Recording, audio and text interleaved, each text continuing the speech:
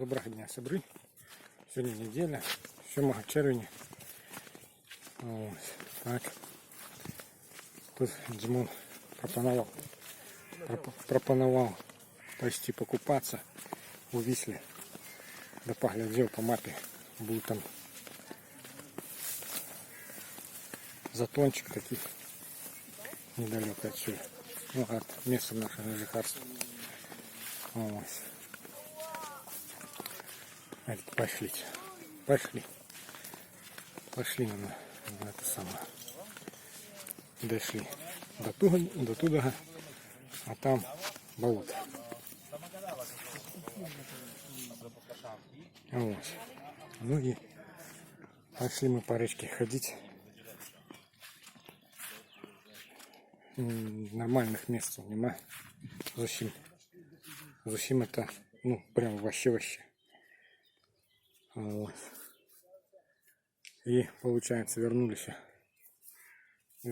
к тому месту, якое недалеко, совсем близко от места нашего жихарства.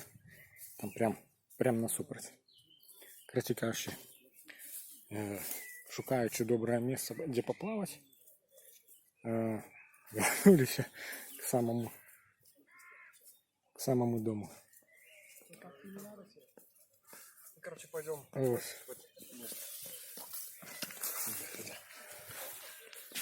И покуль шоу, ну, якби Европа, кажется, культура и все такое. Ось. Так же прикладно, як і в Білорусі. У нас страна. Люди приходять на раку, сміття лежить, ніхто особливо не прибирає. Ну, так, видать, в таких далеких закинутых местах, где особливо люди не ходять. Ось. Палять костры. Ось. Ну, один момент, что заважил. Як-то больше падрыхтавано у них это отбывается, что ли. То есть, кто бачу нават бачу момент, коли поваленное древо было попилено. То есть хтось приволок с собой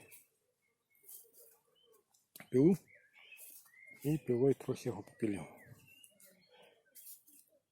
Вот так. Ну и покуль шли по Висле, как бы я это вам показать.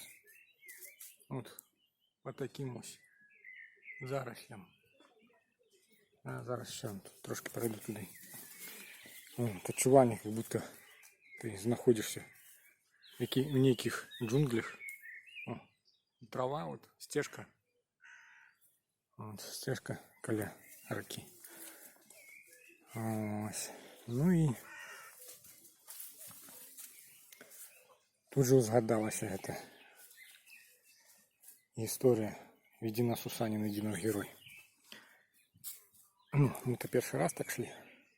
Неведомо куди. Повз раку. Ось. Ну і по этому, якби поблукали трохи по этим стежкам. Ось.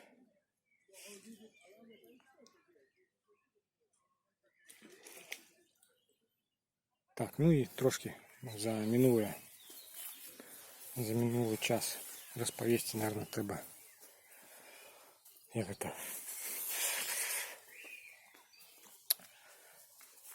Розповісти, які події були. Карантин закончився на вівторок. З вівторка на середу ночью.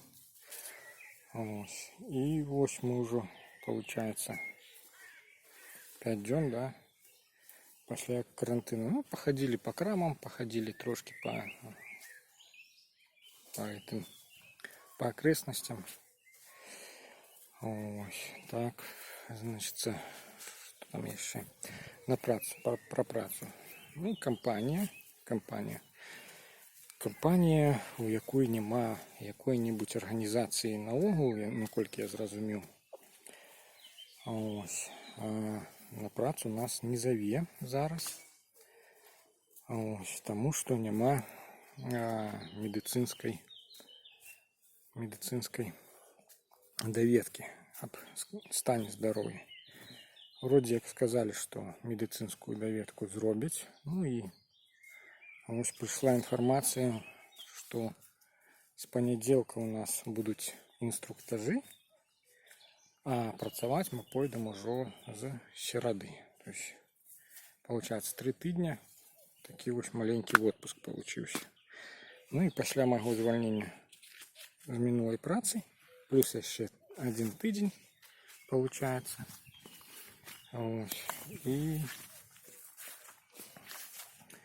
от 4 тижні отпуска. Фух. Жарко сьогодні. Прижарко.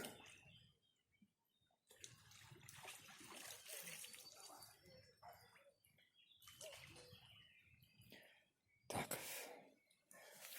Ну, про цены, наверное, як-нибудь другий раз розповіду.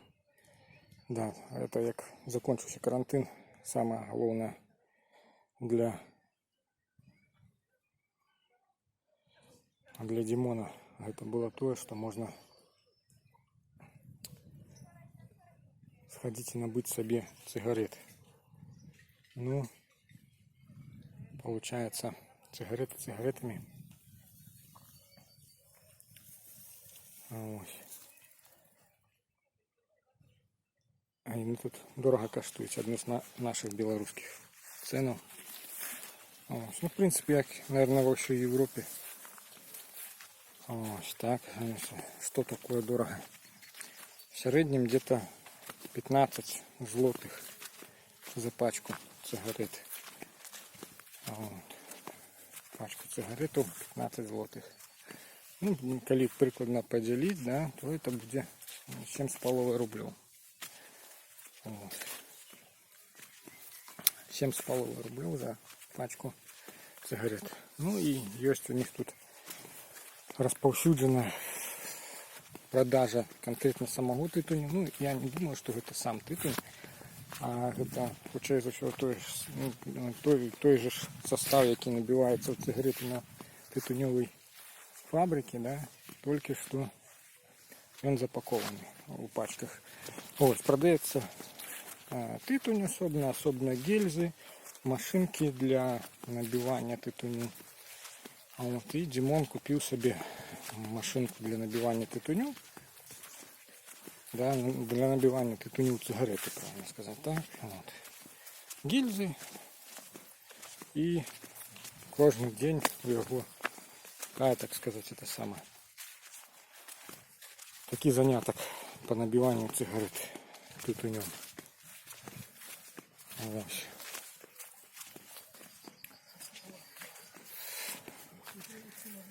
Ну и значно тонней получается. Вот. Значно тонней. Вы купаться пришли, где не глядеть на меня, блин. На тебе поглядеть. Пошли туда, где лодки, блин.